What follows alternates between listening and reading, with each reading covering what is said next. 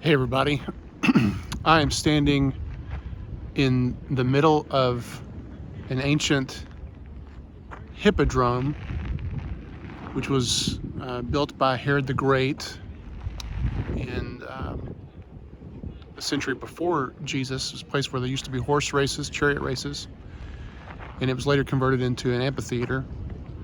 But I wanted to stop by today to share a couple of experiences I've had the last couple of days. The first one is 2 days ago, kind of had a free day.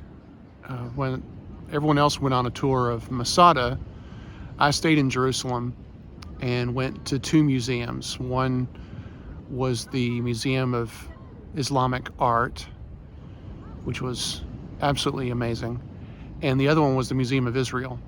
And in that Museum of Israel, I was struck by an exhibit telling the stories of the histories of synagogues.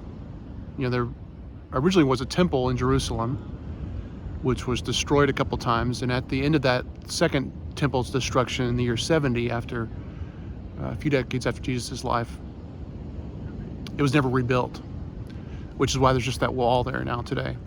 But instead of the temple, the synagogues rose as local places to worship. And this museum was kind of telling the story of synagogues from around the world that no longer exist because the Jewish population in those places doesn't exist anymore for all kinds of reasons.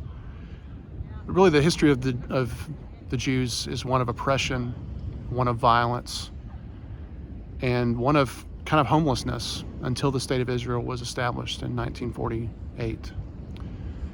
One of those synagogues was recreated in the museum, was from Germany. One was from India. And then there was a special exhibit on the synagogue that was in Aleppo, which is in Syria, that was originally built in the 5th century. So it was 1,500 years old. And a woman had gone back there to Aleppo. She had been born and raised there. There were hundreds of thousands of Jews that lived in Aleppo at the time when the synagogue was established. And she felt called, as a way of memorializing her father, to go back to that synagogue in Aleppo and document it. She had a photographer with her, took tons of pictures, and there was an exhibit in the museum about that synagogue. Well, when the nation of Israel was announced, the United Nations was going to establish it, the Muslims in Aleppo destroyed that synagogue. And it was the day after they had taken all those pictures. So without that woman's courageous act, what she felt like she was called by God to do, there would be no documented history.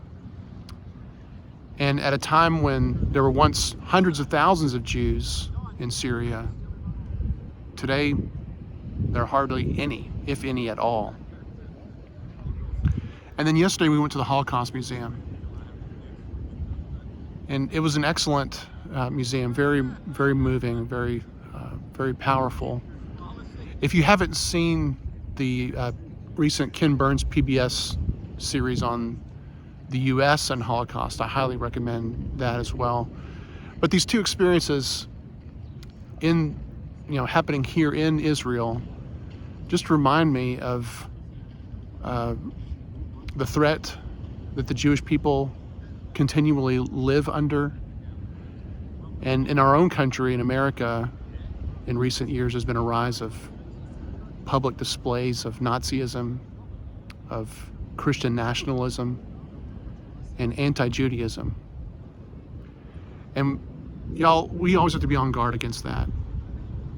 Because what I was struck by in those museums yesterday and the day before was what happens when an entire culture, an entire people is made to leave town, made to leave country, or even eradicated by violence.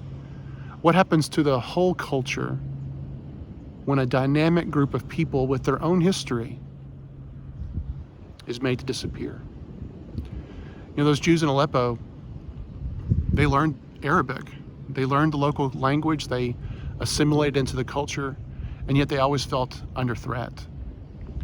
The Jews throughout Europe always felt under threat. Matter of fact, the museum is even kind of designed to look like the hilt of a knife.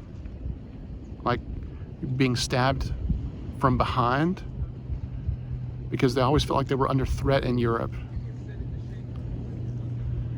So I just want to encourage us to be peacemakers, to be agents of inclusion, to love people, to welcome people, to know their stories, and to celebrate our differences and to find our common humanity. That's one thing I've been so moved by here in Israel, is that everywhere we've stopped, whether they've been conservative Jews, liberal Jews, Hasidic Jews, Palestinians, Muslims, everyone has greeted me with a smile, with a welcome, with a kind of nod, a neighborly nod. It's a lesson that we can all learn: hospitality, love, and the common humanity that we all share. So that's the message for today from Israel. As G, our tour guide, said when we first arrived, our group is from America, but everybody's home is in Israel. Take care and bye for now.